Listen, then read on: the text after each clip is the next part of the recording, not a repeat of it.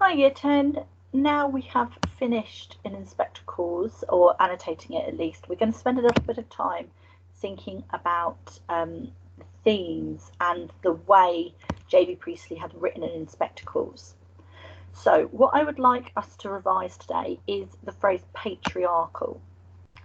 So think back to what we mean by the word patriarchal or a patriarchal society, and then answer the following question.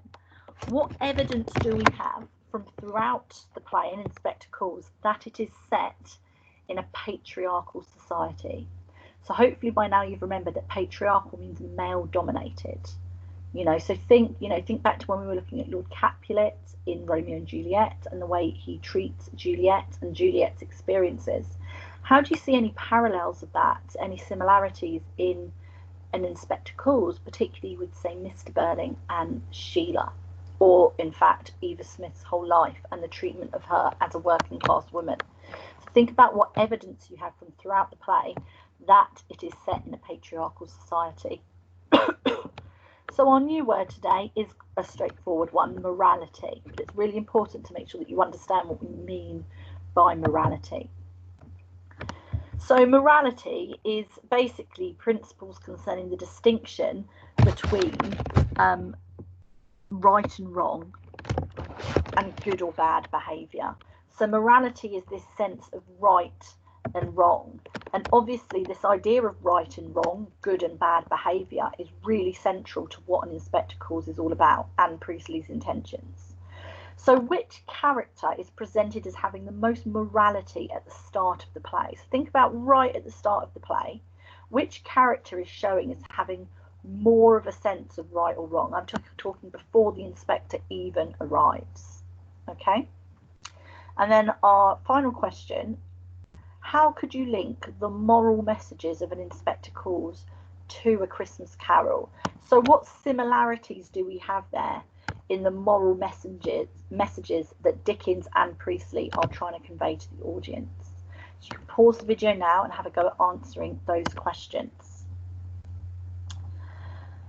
So the evidence that we have throughout the play, well, firstly, Mr. Burling, as the prosperous manufacturer, as we hear in the stage directions, is the head of the family. We know that he is the one in charge, despite Mrs. Burling being his social superior. He is the head of the household. He brings in the income. We see that through the treatment of Sheila as basically some vehicle he can marry off to a member of the aristocracy that's going to raise his social situation. We hear Sheila say things like, oh, is it the one you wanted me to have, about the engagement ring? The engagement ring that's going to be a sign of Gerald's wealth on her finger, just like she is his possession. We hear misogynistic comments from Mrs. Burling about Sheila having to get used to a man just being busy at the works. All this.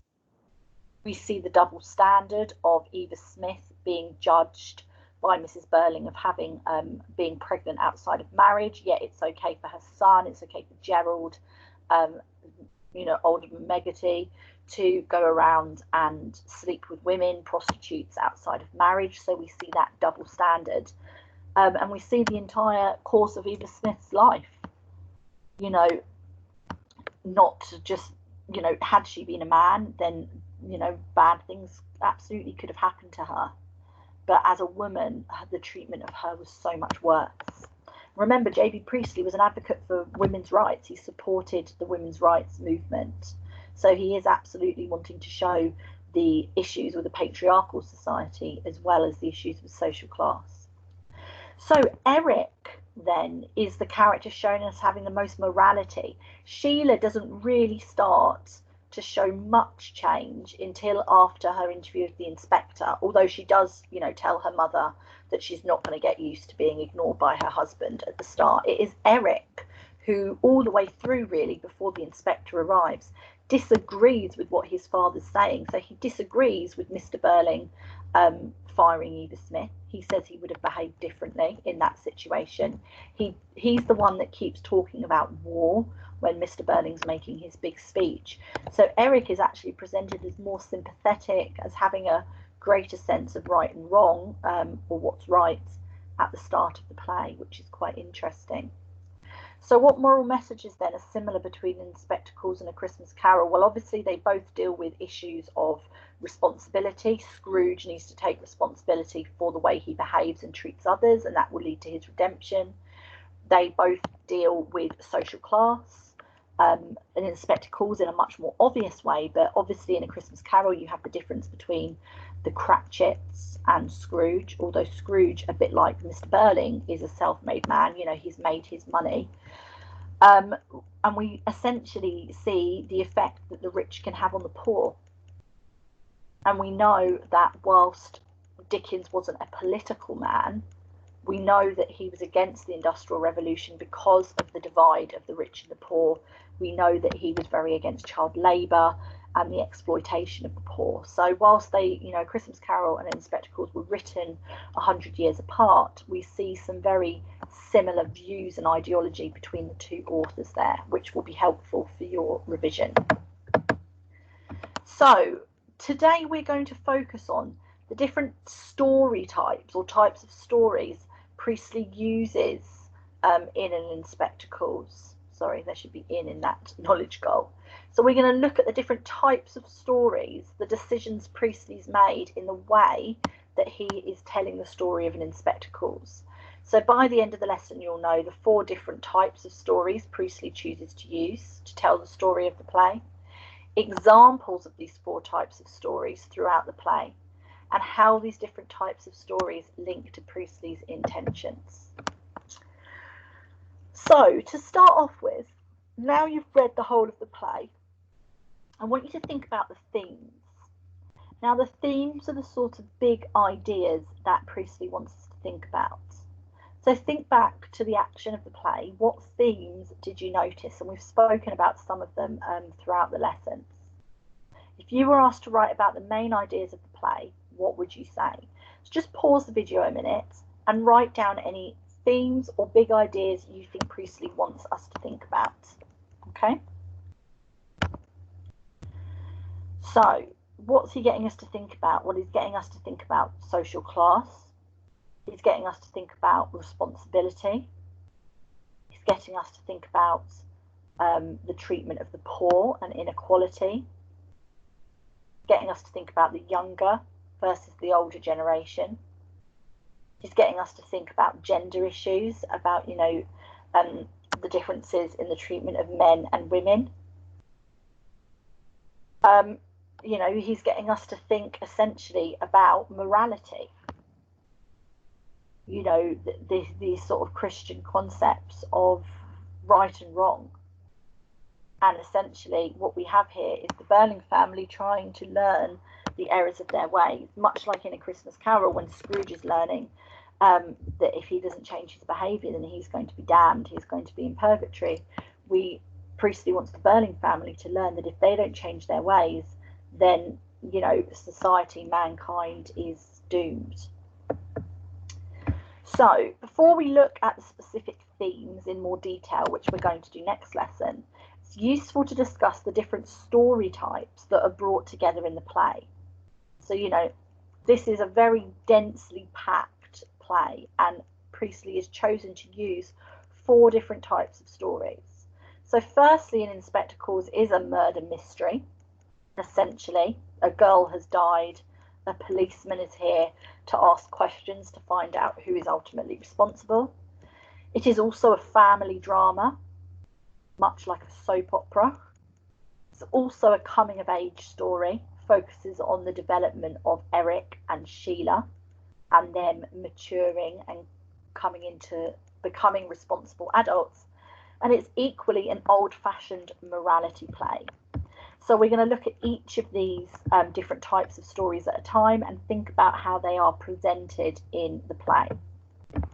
So attached to this email is a document. You can either print it out, or if you've got a printer at home, or you can just divide your own sheet of paper into 4, okay, and label each of your 4 squares with the different story types. What we're going to do is each slide is going to talk through the different story types, and you are going to be making notes in those boxes. So the murder mystery then. The first type of story that the audience notices is the murder mystery. Think back to your reading and answer these questions. So who or what is murdered? Who is the detective in the story?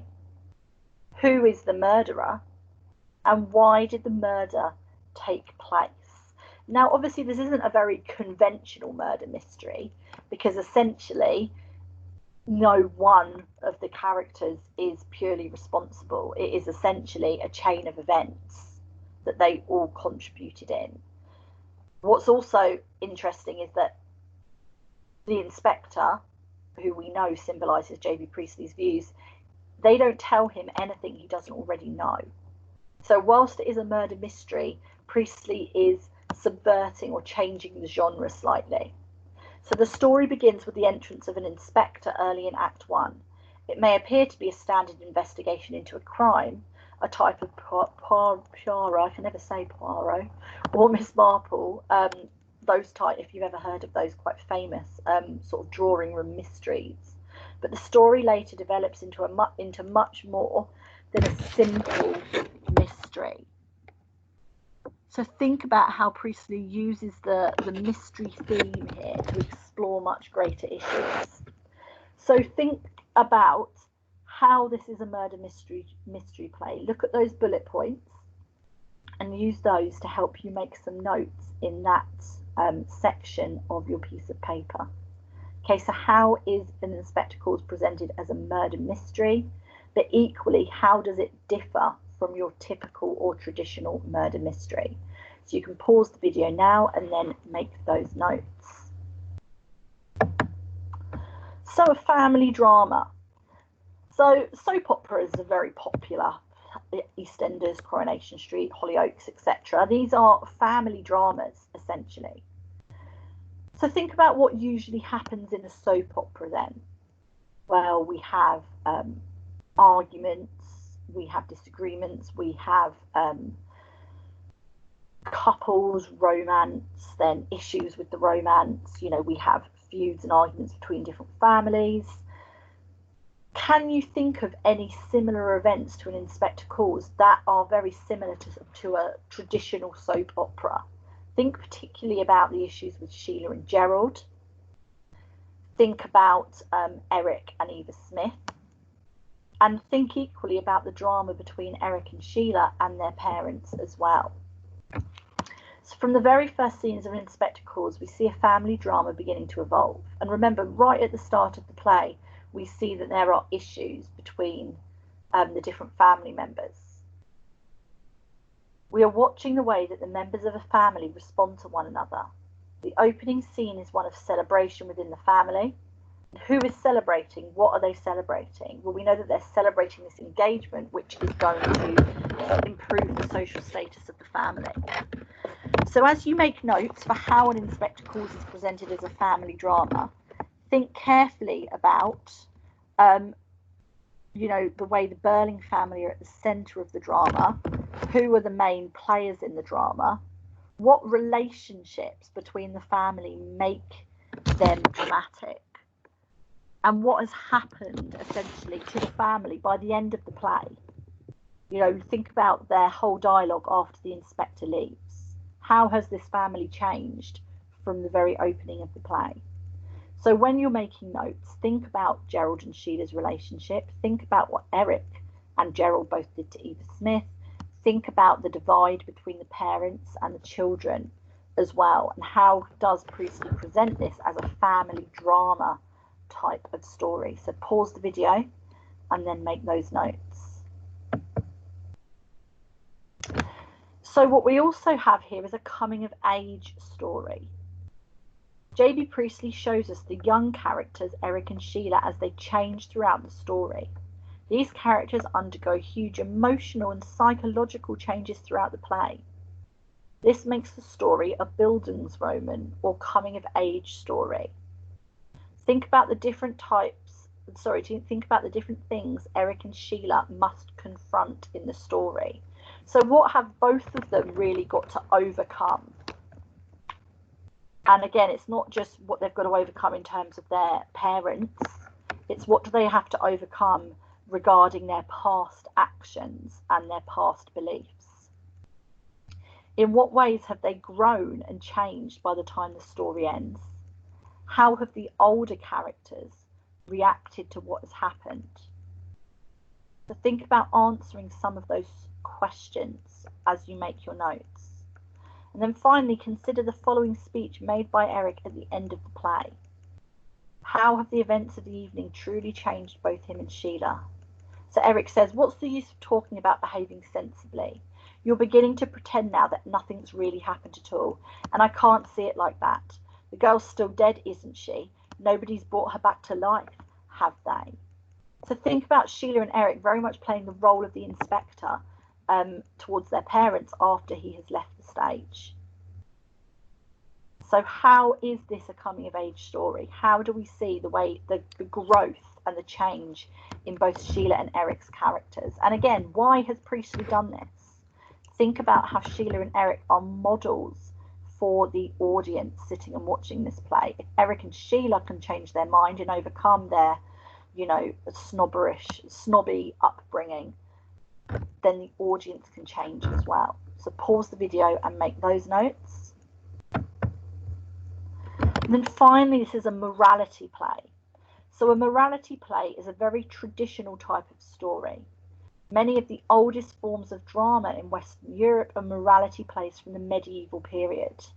So morality plays were religious plays that sought to show people the error of their ways. They tried to show characters confessing and repenting of their sins. Now remember, repent, we talked about this as part of our key vocabulary in an earlier lesson. Repent is where you feel guilt for what you've done and want to change, want to make up for what you've done. So in these types of plays, they are warned against the temptation of the 7 deadly sins. So pride, covetousness, lust, envy, gluttony, anger, and sloth. So covetousness is jealousy, really. Gluttony is greed, and sloth is laziness. So if a morality play is a religious, essentially a Christian type of play that teaches its audience the dangers of sinning, essentially, how could an Inspector Calls be considered a morality play? Think about the different sins that the Burling family committed. What was the consequence of those sins? Think about what they did to Eva Smith. Think about then how an Inspector Calls could be considered a morality play. And we're going to do a lesson next week where we'll look at this concept of the 7 deadly sins and how they link to the characters in a little bit more detail. So pause the video and then make those notes. So finally then, so you should now have a nice page of notes based on those different slides. Why do you think Priestley chose to write a morality play? So how does the fact that Priestley chose to write a morality play link to his intentions and link to what he is trying to do in an Inspector Calls? Okay, so that is the end of today's lesson, and I will see you tomorrow.